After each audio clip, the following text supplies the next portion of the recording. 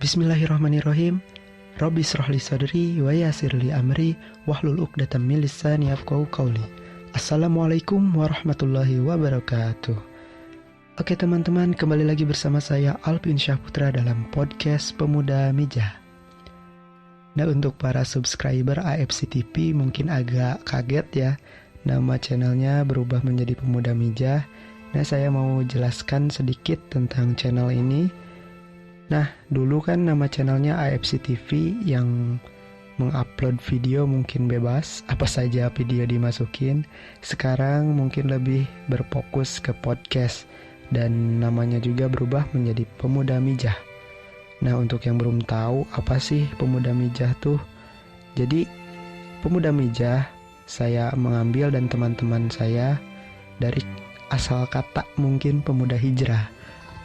Tapi pemuda hijrah itu kan udah pasti banyak dipakai kan dalam nama grup ataupun nama apalah. Jadi saya dan teman-teman berinisiatif untuk memelesetkan sedikit menjadi Pemuda Mijah. Itu pun bukan gak ada arti ya, tapi ada artinya Pemuda Mijah. Mijah yaitu mikirkeun jannah. Itu pun dalam bahasa Sunda. Dan kalau dalam bahasa Indonesia mikirkeun jannah tuh artinya memikirkan surga. Walaupun janahnya itu bukan dari bahasa Sunda ya, tapi dari bahasa Arab. Nah, untuk channel yang untuk penjelasan channelnya saya cukupin aja ya segitu ya, gak panjang-panjang. Langsung aja ke temanya. Tema yang akan kita bahas kali ini dan yang pertama mungkin dalam podcast kali ini yaitu cinta dalam diam. Nah, dalam podcast kali ini mungkin saya lebih menjelaskan tentang sejarah cinta dalam diam. Kalian juga pasti sudah tahulah the real cinta dalam diam, yaitu Ali bin Abi Thalib dan Fatimah Az-Zahra. Oke, langsung aja kita ke pembahasannya.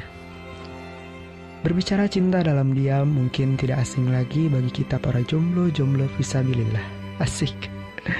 The real cinta dalam diam adalah kisah cintanya Ali bin Abi Thalib dan Fatimah Az-Zahra, putri Rasulullah Shallallahu Alaihi Wasallam, yang konon katanya setan pun tidak bisa mengendusnya. Ceritanya dimulai saat Ali bin Abi Thalib melihat Fatimah membersihkan luka ayahnya, yaitu Nabi Muhammad Shallallahu Alaihi Wasallam, setelah selesai berperang.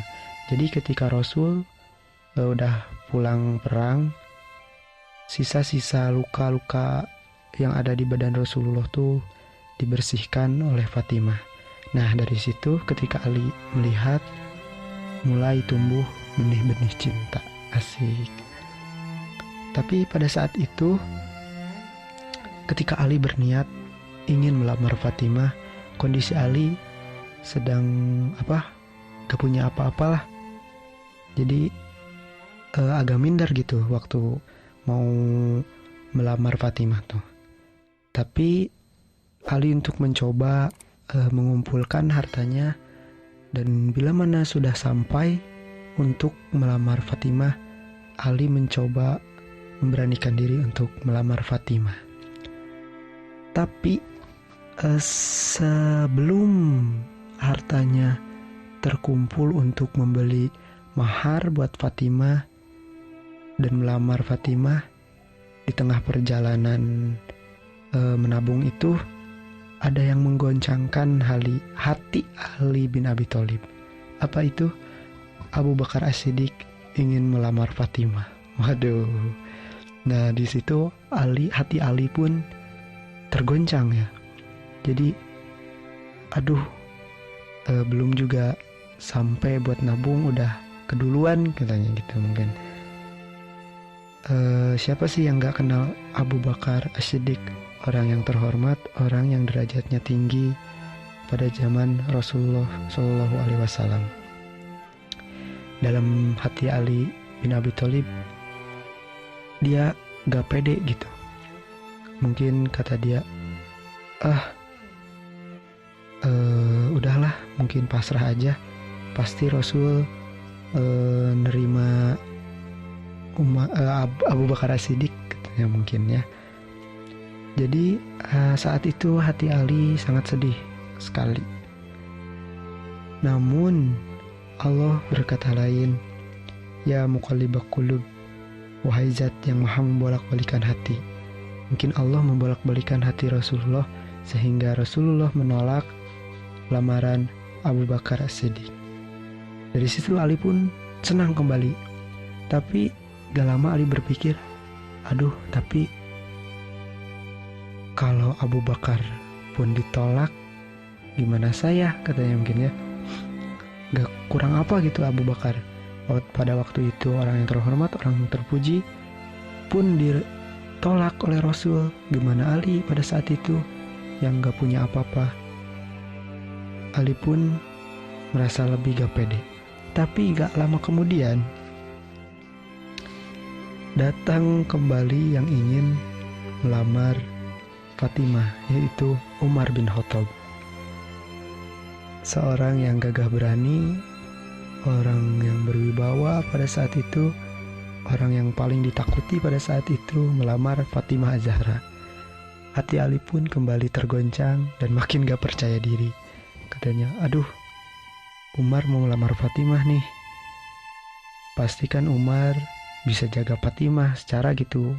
Umar orang yang paling ditakuti pada saat itu mau melamar Fatimah.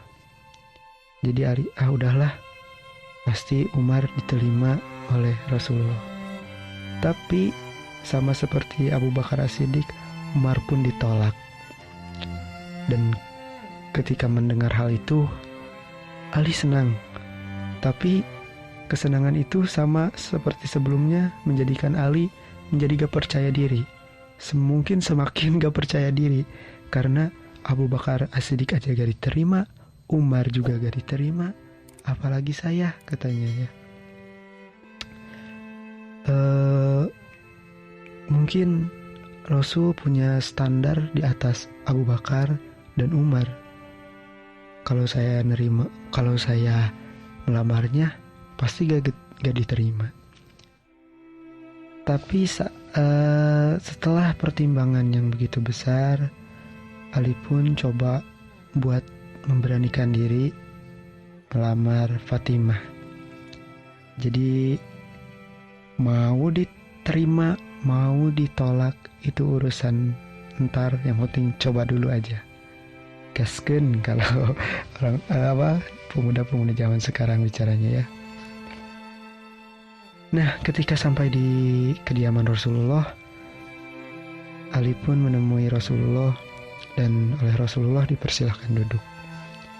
Nah, ketika sampai di rumah Rasulullah, Ali pun duduk di rumah Rasulullah dan Rasul pun bertanya kepada Ali, ada apa Ali? Lalu Ali pun menjawab, gak apa-apa ya Rasulullah, cuman mau silaturahmi, kayak gitu kali ya, dengan rasa malu-malu kayaknya.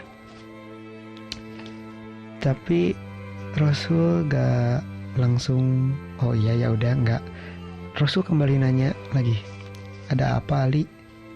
Tapi Ali kembali menjawab yang kayak gitu ya, yang gak langsung ke maksud dan tujuannya datang ke rumah Rasulullah. Mungkin karena gak pede kali ya, atau malu.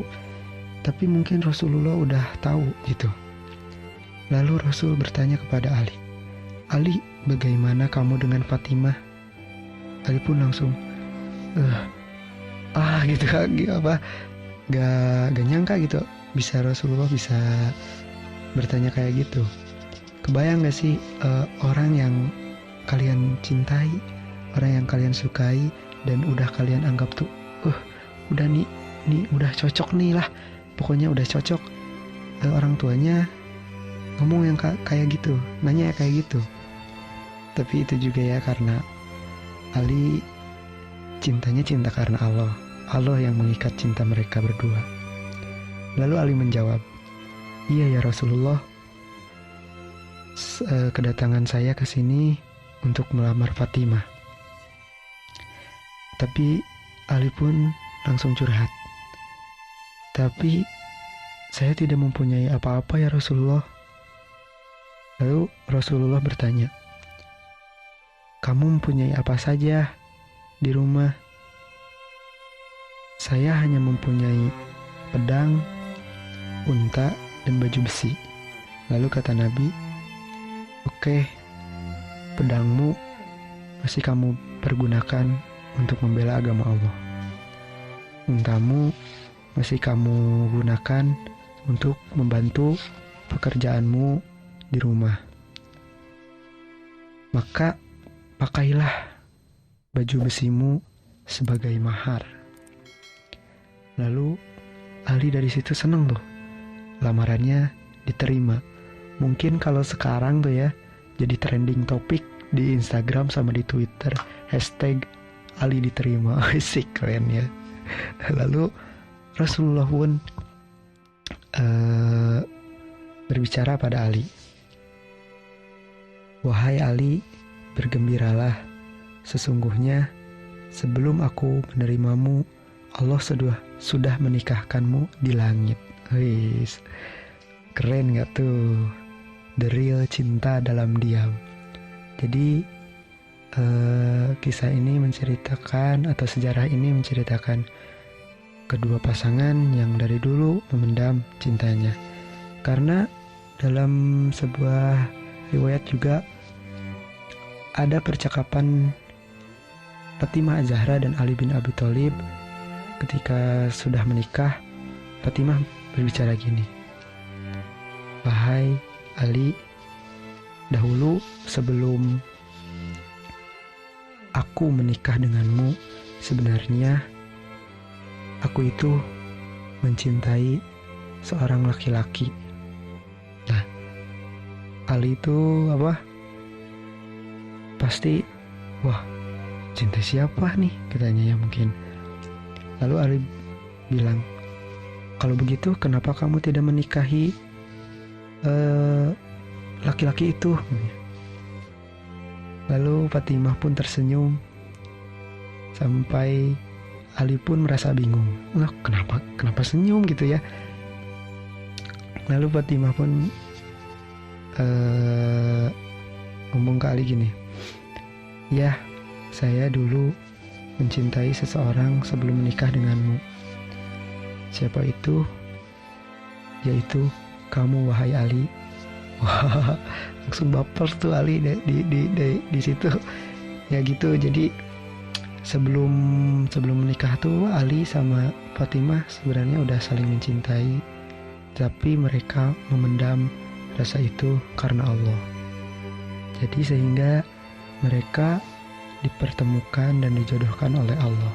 Bahkan menikahinya, bahkan kata Rasulullah tadi, sesungguhnya sebelum aku menerimamu, Allah sudah menikahkanmu di langit.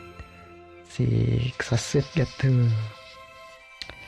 Jadi semoga kisah tadi, sejarah tadi, bisa kita ambil manfaatnya dari kisah tersebut ya. Dan mungkin inti dari saya menceritakan kisah tersebut adalah sebagai contoh bagi kita para pemuda, bila mencintai seseorang, jangan sampai terjerumus pada yang namanya pacaran, apalagi zina. Saya juga dulu pernah ya terjerumus pada hal pacaran yang kayak gitu. Tapi alhamdulillah kita sekarang sama-sama berjuang, sama-sama berikhtiar untuk mendakwahkan hal ini dan berusaha menjauhi apa yang dilarang oleh Allah Subhanahu wa taala. Mungkin saya juga mengutip dari video Ustadz Handi Boni yang berhubungan dengan tema kali ini. Kata Ustadz Handi Boni, pacaran itu menyiapkan hati untuk disakiti. Sakit, brother. Kalian coba bayangin, kita sayang banget sama dia, yang mimpinya tuh isinya dia, yang kalau makan pengennya bareng dia, antar jemput kemana-mana bareng sama dia, yang kayak masak putih abu-abu tuh, pokoknya bahagia banget lah. Dan pasti di antara kita berdua tuh ada yang ngomong gini, kamu tuh orang yang paling aku sayang. Terus dia bilang, aku juga gak bisa lupain kamu. Sampai bertahun-tahun, tapi harus ada satu waktu di mana kemudian dia bilang, Aa, maafin, kamu tuh terlalu baik buat aku. Jadi di situ harusnya kita berpikir, putusin pacar kamu, tinggalin pacar kamu, lupain dia, ayo fokus ngedeket ke Allah. Nah, itu yang saya lihat di video Ustadz Dani Boni ya. Jadi simpel sebenarnya, tapi mungkin bagi kalangan kita godaannya agak berat ya. Tapi kita sama-sama aja berusaha, bersama-sama berjuang untuk hijrah, menjauhi larangan Allah, mendekati apa yang diperintahkan oleh Allah Subhanahu wa Ta'ala. Dan mungkin itu saja yang bisa saya bahas dalam podcast kali ini. Semoga bisa bermanfaat dan menjadi pelajaran, khususnya untuk saya dan umumnya buat kalian pendengar podcast kali ini.